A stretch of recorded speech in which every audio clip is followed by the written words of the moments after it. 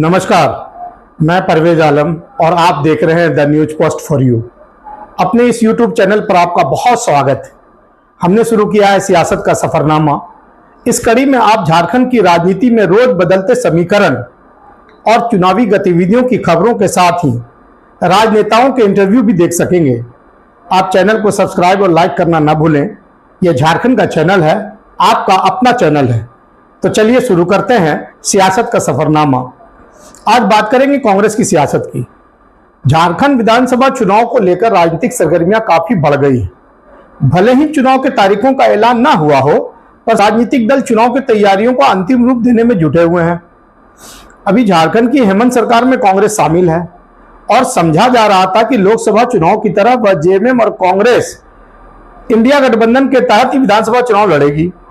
पर कांग्रेस के सभी 81 विधानसभा सीटों पर उम्मीदवारों के चयन और उसके मंथन और हाल ही में कांग्रेस स्क्रीनिंग कमेटी के चेयरमैन गिरीश चोटांकर की अगुवाई में आई 3 सदस्यीय टीम ने झारखंड का दौरा कर कांग्रेस कार्यकर्ताओं को सभी सीटों पर चुनाव के लिए तैयार रहने का संदेश देकर दिल्ली लौट गई थी।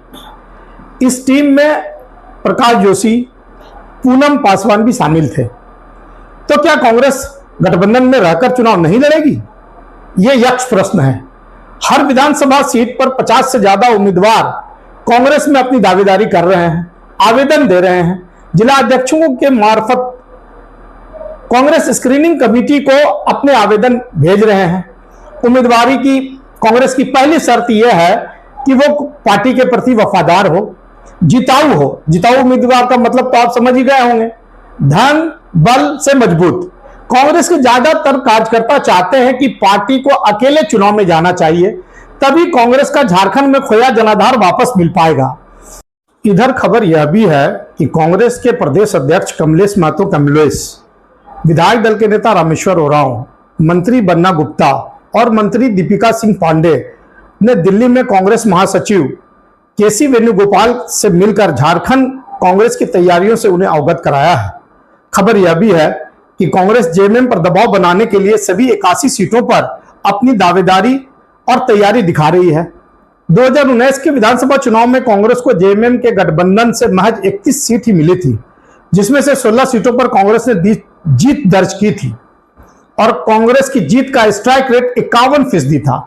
पर इस बार कांग्रेस ज्यादा सीटों पर चुनाव लड़ना चाहती है। इसमें मांडू और पड़ैया हाट की सीट भी शामिल है। मांडू से जेपी पटेल 2019 के चुनाव में बीजेपी से चुनाव लड़े थे। बाद में वो पाला बदलकर कांग्रेस में शामिल हो गए और कांग्रेस ने उन्हें लोकसभा का उम्मीदवार हजारीबाग से बनाया था। हालांकि वो तब चुनाव नहीं जीत पाए और उनकी विधायकी भी चली गई। यही हाल पड़ैया हाट का है। पड़ैया हाट में प्रदीप यादव 2019 में जेवीएम से चुनाव लड़ा था। बाद में जेवीएम का भाजपा में विलय हो गया और प्रदीप यादव कांग्रेस में शामिल हो गए। कांग्रेस ने लोकसभा में उन्हें भी गुड्डा से पार्टी का उम्मीदवार बनाया था और वे चुनाव हार गए।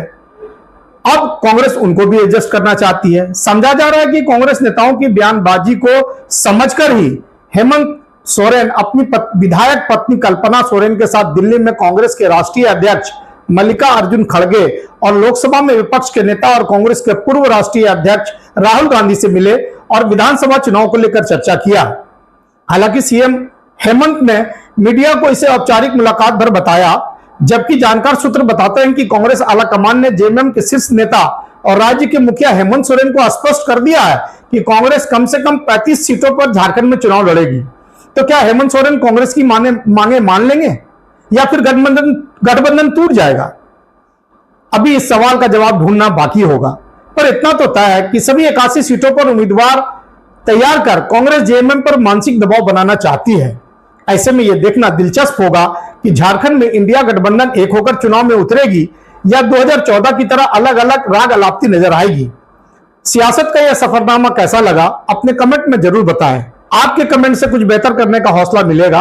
दी न्यूज पोस्ट को फेसबुक पेज, इंस्टा, टेलीग्राम और एक्स पर भी आप फॉलो कर सकते हैं। एक बार फिर गुजारिश करूंगा कि मेरे चैनल को लाइक और सब्सक्राइब करना ना भूलें, क्योंकि यहां आपको राजनीतिक खबरों, विश्लेषणों का तड़का मिलेगा। नमस्कार, जोहार, आदाब।